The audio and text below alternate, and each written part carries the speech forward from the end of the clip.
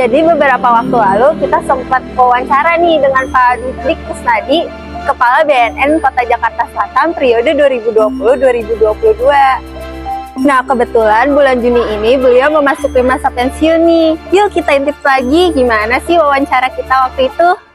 Assalamualaikum warahmatullahi wabarakatuh. Halo teman-teman semua, aku Fahma dari Ransel Generasi 2. Alhamdulillah kali ini aku udah bisa berkesempatan buat wawancara sama Bapak Dik Kusnadi selaku Kepala BNN Jakarta Selatan.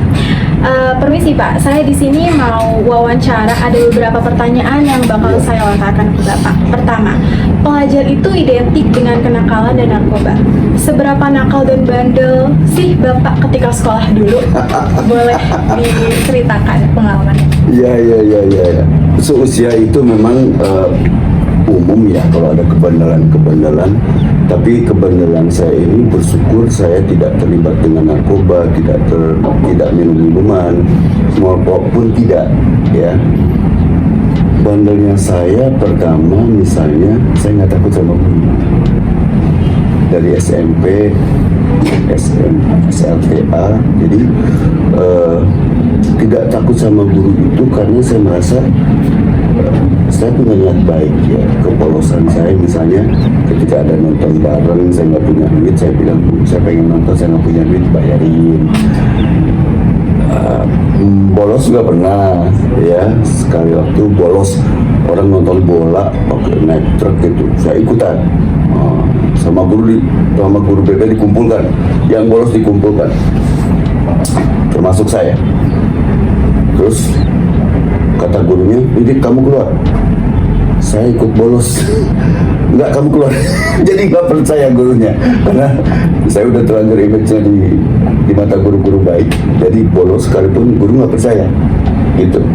Nah, saya waktu itu ingat sampai sekarang, karena ada guru yang suka fotografer ya, bawa kamera zaman itu masih pakai roll, bukan kayak digital sekarang ya, gampang di-delete. Dulu kan pakai roll 36 ya 36 betul, jadi betul-betul gitu. Nah, sekali waktu guru itu nyimpen kameranya, saya ambil kameranya, kemudian saya bawa foto TU, bendahara, foto-foto taruh di situ. Begitu dicetak dia teriak dik katanya gitu kan, karena mungkin dia tahu yang bandel kayak begitu tuh saya. Atau begini, waktu SLTA itu kalau ada bunyi telepon di ruang guru, ruang kepala sekolah, saya lagi belajar, saya hitung tuh bunyinya, 1, 2, 3 kali, oh berarti nggak ada orang, saya lari, saya terima. Mau bicara dengan siapa, saya cari gurunya, padahal saya ada maunya juga kan. Jadi sekali waktu saya telepon ke studio radio, dari Dik buat teman-teman sebuah lagu bla bla bla gitu ya. Sekali waktu ternyata kepala sekolahnya lagi berdiri di belakang saya. Saya bilang, Bapak cuma segitu aja. Nah, kepala sekolah juga ya mungkin senyum-senyum melihat kebandelan saya yang seperti itu. Ya, terus ada ini bandel yang nggak boleh ditiru dan hikmahnya satu. Saya ketika guru lagi ngajar dan saya tidak suka, saya izin keluar dan tidak balik lagi. Dan nilai saya jeblok sekali, ya. Dan itu hikmahnya ternyata kita harus mencintai, menyukai pelajaran itu supaya kita jadi ya harus suka lah. Ini pengalaman bandel saya yang tidak bagus. Tapi ada juga bandelnya saya yang waktu itu saya suka steno. Steno itu kalau untuk wartawan tulisan singkat, istilah-istilah cukup dengan satu garis, ya kan? Itu saya suka sekali. Jadi kalau depan ibu saya bikin surat cinta, ibu saya bilang, bagus, rajin, padahal bikin surat cinta itu. Tapi manfaatnya juga waktu saya kuliah, saya nyontek. Itu bandel juga nih, nyontek pakai steno, jadi pengawasnya nggak ngerti, padahal saya bikin contekan. Nah, saking sukanya dengan steno, kalau ada guru steno itu ngajar di luar, saya senang sekali, berarti saya bisa ngajar. Nah bandelnya saya walaupun saya lagi belajar, saya izin keluar untuk ngajar di kelas 1. Dan saya bilang saya tidak punya rasa takut dengan kepala sekolah atau guru itu karena dia itu niat baik. Saya ketok pintu nih, padahal kepala sekolah lagi ngajar. Saya ketok, izin Pak, waktu Bapak sudah habis. Ya nih sebentar, saya tunggu 5 menit, masih juga saya ketok lagi. Pak sudah habis. Oh iya, keluar, saya ngajar. Bergaya jadi guru, ya kan? Teman-teman ada yang panggil Pak, ada adik-adik itu ada yang manggil kakak gitu ya. Dan itu kebandelan yang didasari karena saya suka gitu ya dengan steno itu sampai guru percaya. Dan akhirnya kalau mengisi nilai udah terserah kamu di mau berapa, karena kalau guru itu habis ujian 7 kelas itu 4 kelas disuruh saya yang periksa, atau bahkan untuk di kelas saya ujian itu saya periksa gitu. Nah ini kebandelan dan apa yang saya paling ingat tuh kalau saya lagi nggak bisa masuk sekolah, sakit, saya bikin surat sendiri kepada kepala sekolah, guru atau wali kelas gitu ya. Pada akhirnya saya tidak bisa masuk karena kondisi badan kurang sehat. Tanda tangan sendiri, harusnya kan orang tua. Iya, Sengaja saya gitu. Terus gurunya bilang, katanya kamu sakit, tapi bikin surat sendiri. Kan bikin surat masih bisa Pak. Itu jawabannya. Yang paling saya punya kesan ini adik-adik supaya yakin. Saya kan sama nenek, ya hidup sama nenek. Kemudian nenek saya tuh sempat mati sebelum. Dan nenek saya itu boleh dibilang paling suka sama saya. Karena kalau buang pipisnya itu saya sambil nyanyi, jadi nenek saya senang, tidak tersinggung. Dan kalau cerita masa lalu sedih juga. Saya tidak mau ke sekolah kalau tidak mandikan nenek dulu. Saya mandiin. Dan awalnya itu saya dikasih catatan sama guru BK, merahnya gitu. Saya dipanggil, kamu kenapa terlambat terus? Saya bilang, saya mungkin akan terus terlambat karena saya harus manggil nenek saya. Dan akhirnya guru itu jadi baik kemana aja. Guru itu tahu saya bisa benar.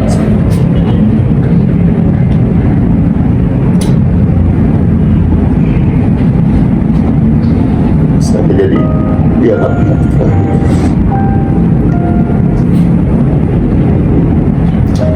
Itu lebih kebandelan saya berani bilang kalau saya mungkin akan terus terlambat.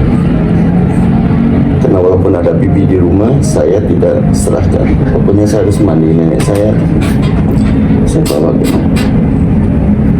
kremasi. Dan nenek saya meninggal setelah saya tahu doanya. Kalau saya kelas 3 SMP, nenek saya berdoa, ya Allah, panjangkan umur saya sampai anak saya selesai. Begitu juga SMA kelas 3 belum juga yang sama. Ya Allah, panjangkan umur saya untuk melihat anak saya selesai. Begitu juga waktu kuliah, semuanya diberikan kemudahan. Dan ketika terakhir saya sudah berseragam, nenek tadi sudah selesai. Alhamdulillah selesai. Saya sudah pakai pakaian dinas dan ini saya pergi. Ini saya luar biasa. Jadi mudah-mudahan ini bisa menginspirasi anak-anak. Ketika kita sayang sama orang tua, semua lebih mudah. Saya bisa masuk ke akademi yang tidak harus bayar, bahkan kebutuhannya siapkan oleh pemerintah setiap bulan dan ikatan dinas. Itu semata-mata karena doa orang tua. Ya itu. Ada pertanyaan lain nggak? Jadi begitu pengalaman dari semasa sekolah Bapak Kepala BNN. Ada yang seru, ada yang mengharukan juga. Semoga teman-teman di luar sana juga bisa terinspirasi. Begitu luar biasanya doa apabila kita kasih sayang sama orang tua terus mengalir.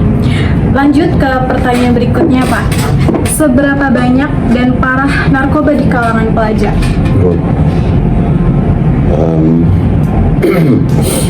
Kalau saya presiden menyatakan darurat narkoba itu bukan tanpa alasan, karena sebuah penderitaan, kerugian dan kematian itu kesimpulannya. Lalu kita harus tahu bahwa ada upaya untuk menghancurkan generasi, menghancurkan bangsa yang namanya sekarang proxy war. Orang yang tidak pakai senjata tetapi otak-otak generasi dihabisi. Ini yang harus kita sadari. Maka berbagai macam cara betul-betul dilakukan tanpa disadari, remaja terperosok dengan itu. Nah, kita harus sadari bahwa kita sedang dihancurkan. Dan kalau narkoba tidak dilakukan upaya sejak dini, bonus demografi yang akan kita dapatkan itu ke depan bukan bonus, bisa jadi bencana nasional.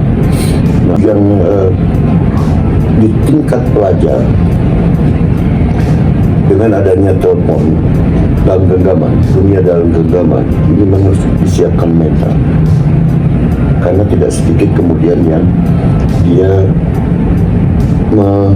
merelakan dirinya menjadi bahan eksperimen. Saya berpesan para remaja, para pelajar, saya diri masa depan saya orang tua, sekaligus untuk bisa menolak narkoba. Cukup kamu sayang saja dengan narkoba, karena di dunia narkoba dua sisi yang berbeda. Ketika dia selamat dari narkoba, itu sudah membahagiakan orang tua. Atau sebaliknya, ketika dia terlibat dengan narkoba, dia sudah menyakiti, dia sudah menghancurkan orang tua. Ya, kayak kami coba kerjasama dengan Kasudin Pendidikan untuk bagaimana kita wujudkan lingkungan sekolah bersinar atau bersih narkoba. Karena ini konsep menciptakan lingkungan bersih narkoba ini, pertama untuk memberikan rasa aman nyaman pada orang tua yang menitipkan anaknya, dan kedua bagaimana konsep ini karena sifatnya persuasif didasari kasih pimpinan, kemudian humanis juga, dan tujuannya untuk menjaga citra positif sekolah tersebut jangan sampai dirusak oleh orang-orang yang tidak bertanggung jawab. Nah, kalau jumlah pelajar cukup banyak yang terlibat, dan mudah-mudahan saja dengan konsep tadi bisa meredam kemungkinan terjadinya penyalahgunaan narkoba. Sebenarnya bisa nggak sih pelajar yang terkena narkoba itu direhabilitasi juga? Oh, bisa sekali. Justru saya berpesan sama Ransel ini untuk membawa misi 3 hal. Satu, bagaimana membuat masyarakat itu sadar sehingga apapun tawarannya, bujuk rayunya, mereka sudah mampu mengatakan tidak pada narkoba. Yang kedua, bagaimana supaya kebijakan tentang siapa saja yang sudah terlanjur kena narkoba, ketergantungan, baik ringan maupun sedang atau paling berat misalnya, ya, itu kalau datang ke BNN tidak akan diproses hukum, tidak akan dipenjarakan. Maka adik-adik harus membangun kesadaran itu, sampaikan semasif mungkin agar mereka yang sudah terkena itu bisa diobati. Kita bukan memberikan toleransi kepada pengguna, tapi harus punya kesadaran yang tinggi bahwa mereka pengguna adalah orang sakit yang harus diobati. Nah, bukan penjara tempatnya. Karena kalau ke penjara khawatir terkontaminasi. Kalau di penjara bisa jadi mereka lebih baik, lebih jahat daripada sebelumnya. Karena di dalam ada satu kelompok yang ingin meningkatkan kualitas kejahatan, yang mencoba merekrut mendoktrin. Nah, ini petugas dengan orang seperti ini berpacu kan. Petugas mencoba membina, mendidik di satu sisi, tapi keterbatasan petugas juga tidak 24 jam dengan mereka. Nah, yang di dalam ini yang akan merekrut, mendoktrin, ini yang kita khawatirkan. Jadi bisa banget, bisa sekali bangun kesadaran itu agar mereka tidak takut untuk melapor. Karena kuncinya adalah sekarang kesadaran. Mereka belum melapor karena takut, khawatir. Adik-adik jaminkan diri. Saya Ransel, saya bagian daripada BNN, saya akan membantu untuk keluar dari ketergantungan, kira-kira begitu. Pertanyaan selanjutnya, apa pesan untuk pelajar Jakarta Selatan agar tidak ikut di lingkungan sekitar kena narkoba dan sebagainya? Oke. Buat para pelajar di manapun berada, khususnya Jakarta Selatan, sudah saatnya kita buka mata. Sudah terlalu banyak penderitaan, kerugian, dan kematian. Sudah terlalu banyak orang tua yang menderita, menangis, dan hancur jiwanya karena kelakuan yang tidak baik. Ya, apalagi terlibat dengan narkoba. Maka yuk kita sepakat sama-sama untuk sayangi diri, sayangi keluarga dan masa depan Anda, lalu raih prestasi dan jauhi narkoba. Saya berpesan, saatnya berikan bangga pada orang tua melalui karya kita yang nyata. Oke, terima kasih Pak atas wawancaranya, atas pesannya, atas pengalamannya banyak sekali yang sudah Ya. dibicarakan. Teman-teman semua, semoga bisa diambil baik dan hikmahnya dan bisa menjadi inspirasi buat teman-teman semua remaja Jakarta Selatan di luar sana. Nggak perlu Jakarta Selatan aja, tapi seluruh Indonesia bisa ikut terinspirasi dari pengalaman Bapak, pesan-pesan Bapak, dan sebagainya. Terima kasih, saya Fahma Aisyah Putri Alwa dari Ransel Generasi 2. Ucap salam dan terima kasih. Wassalamualaikum warahmatullahi wabarakatuh. Nah, itu tadi wawancara kita dengan Pak Dik-Dik nih. Semoga di masa pensiunnya Pak Dik-Dik diberikan kesehatan dan selalu sukses. Sampai jumpa lagi di kesempatan selanjutnya. Bye!